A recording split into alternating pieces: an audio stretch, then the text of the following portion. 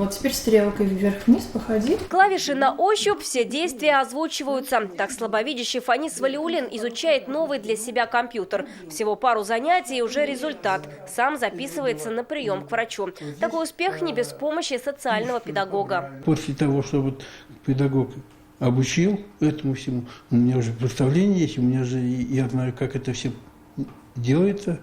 Для меня шире открылись перспективы. Это остановка разъезда восстания, да? Открылись и новые пути. Это, например, занятия по ориентированию. Сначала наглядно строят маршрут, потом его проходят уже по улице. И так с каждым подопечным. У Марины Пижанковой их 9. Такие занятия полгода по 2 раза в неделю. Для нее это уже больше, чем просто работа.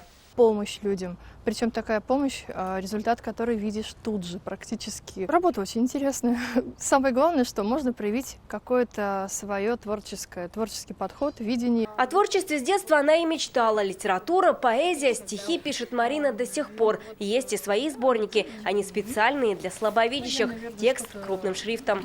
А вы ввели меня по музыке своей, а я впервые не боялась оступиться. Талант и мастерство Марины ценят и подопечные, и коллеги.